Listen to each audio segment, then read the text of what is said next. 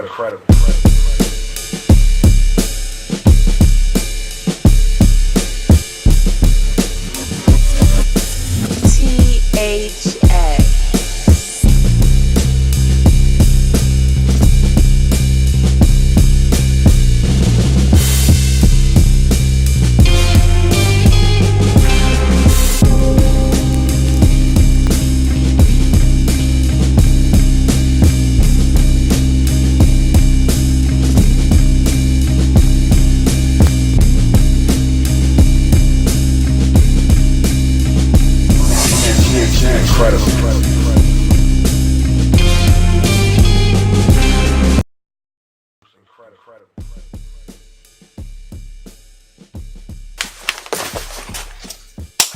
Alors, je pense que tu as pu le remarquer, le 9 octobre dans notre salle obscure va sortir désormais culte, le Joker. À la réalisation, tu retrouves Todd Phillips, celui qui a réalisé Very Bad Trip, War Dog, Starkey Hutch.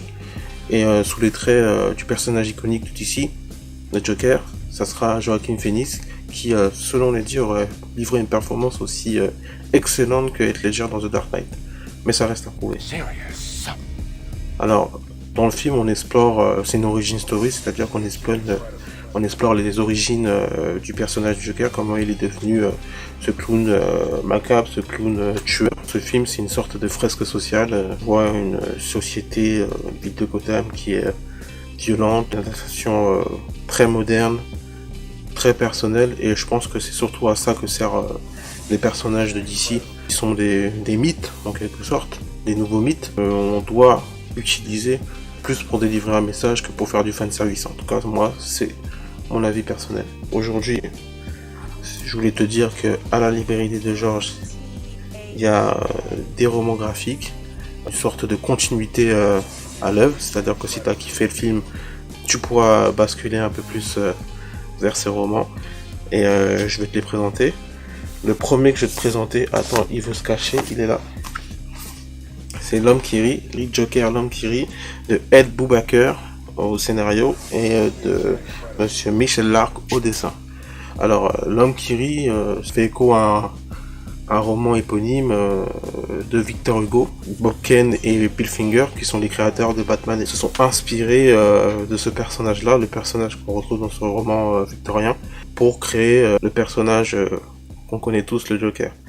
Alors, ça suit directement le fil de l'histoire de Batman Year One, entamé par Batman Year One de Frank Miller, qui est pour moi voilà, un demi-dieu du comics. Et là, on découvre l'avènement du Joker, justement, d'un criminel qui aurait pour particularité de faire en sorte que ses victimes, à leur dernier souffle, meurent en exprimant un sourire effrayant. Voilà. Donc c'est assez intéressant si tu veux aussi découvrir une autre version, une autre vision de l'origine historique du Joker. Allez, on bascule sur Brian Azzarello. Elie Bongero, Brian Azzarello, qui est un de mes scénaristes préférés, hein, et qui fait cette fois-ci une sorte de one-shot. C'est pas une origin story. Si toi aussi t'es fatigué, on connaît, si on l'a vu 10 000 fois l'oncle de Peter Parker mourir, c'est bon, ça suffit. Là, cette fois-ci, là, t'as une histoire en one-shot, hein, qui est assez décalée, mais pas trop. Donc tu peux apprécier.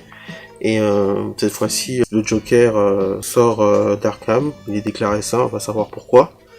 Et il est récupéré par un type qui s'appelle Johnny, qui va devenir son chauffeur, et qui va aider le Joker pour pouvoir reprendre le pouvoir sur la ville, une ville qui forcément a vécu sans Joker et qui s'est partagé entre guillemets le pouvoir. Voilà.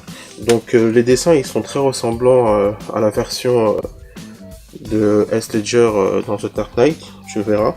Donc c'est un truc que moi personnellement j'ai apprécié. C'est aussi une autre façon, une autre vision du Joker, de le voir au travers d'un autre personnage, décrit au travers d'un autre personnage, c'est assez cool.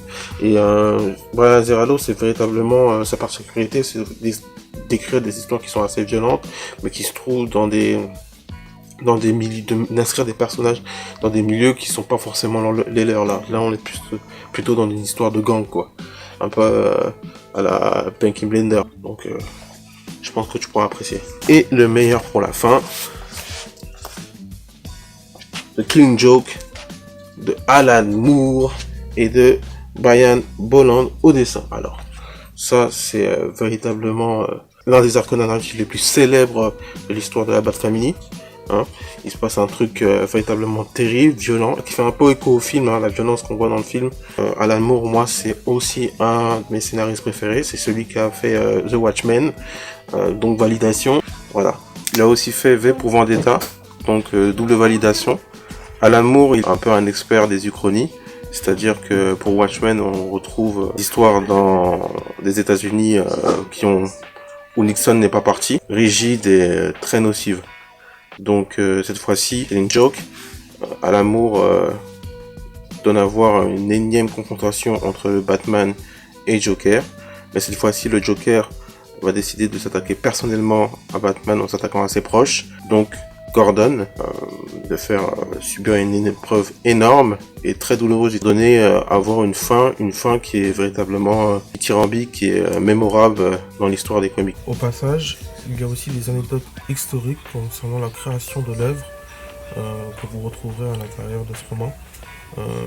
Des petites anecdotes, des textes, des images retraçant un peu la chronologie et le décor des coulisses derrière la création de l'œuvre. Je vous invite réellement à venir voir ces trois œuvres, ces trois romans graphiques à la librairie des Deux Georges à Bondy, et sachant qu'ils seront tous les trois publiés chez Urban Comics. Voilà. À bientôt et bon film.